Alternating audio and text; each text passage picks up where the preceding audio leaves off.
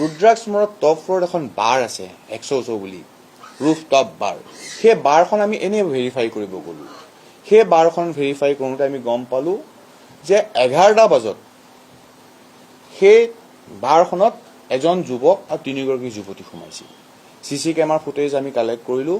ফুটেজৰ পৰা আমি আইডেণ্টিফাই কৰিলোঁ সেই যিগৰাকী 3গৰাকী আমাৰ ভিক্টিম লেডি আৰু শামীম বুলি যাৰ কথা কৈ আছোঁ তেওঁ আমি ভিডিঅ' ফুটেজত পালোঁ। তাৰ ভিডিঅ' ফুটেজৰ পৰা আমি তাৰ হোটেলৰ বিলখন কালেক্ট কৰিছিলোঁ, যিখন বিলৰ এমাউণ্ট হৈছিল 19,000। তাৰপৰা ৰাতি 3টা বজাত তেওঁলোক ওলাই আহিছিল। তাৰপৰা আকৌ GPS ট্ৰেক কৰি চালোঁ যে 3টা বজাত গাড়ীখন ভঙাগড়ৰ পৰা মুভ কৰিছে, গুৱাহাটীৰ বিভিন্ন জেগাত গৈছে, বিশেষকৈ GRS ৰোড গৈছে, RG বৰুৱা ৰোড গৈছে, মাদাৰ টেৰেছা ৰোড গৈছে। সেইখিনি সময়ত গাড়ীখনৰ মেক্সিমাম স্পীড 135 কিলোমিটাৰ/আৱাৰ উঠাইছিল। GPS ট্ৰেকত সেইখিনি ওলাই আছে।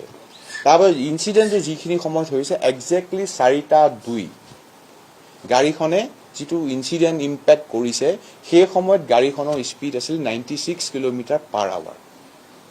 সেই 96 কিলোমিটাৰ/আৱাৰত মাৰুতি যিখন ছুইফ্টখনে ৰখি থকা ট্ৰাকখনক বেক চাইডৰ পৰা হিট কৰিছিল। হিট কৰাৰ পিছত সেই যুৱকজন পলাই গৈছিলে।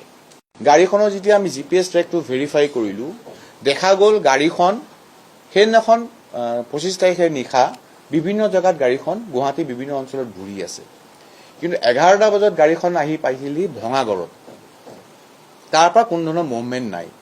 11টাৰ পৰা 4টা বজাত এৰাউণ্ড 3 গাড়ীখন আকৌ মুভমেণ্ট হৈছিল। চ' মোৰ যিটো টীম বনাইছিলোঁ, আমি বিভিন্ন টীম বনাইছিলোঁ, মোৰ এডিশ্যনেল DCP 2 মিন্ময় গোস্বামীয়ে সেইটো লিড কৰিছিল। আমি ভেৰিফাই কৰি সেই জেগাটো চাই গম পালোঁ গাড়ীখন ৰাখিছিল যিখন আমাৰ ৰুদ্ৰাক্ষ মলত তলত পালোঁ। যিহেতু ৰুদ্ৰাক্ষ মলত তলত পালোঁ, আমি আকৌ ভেৰিফাই কৰিলোঁ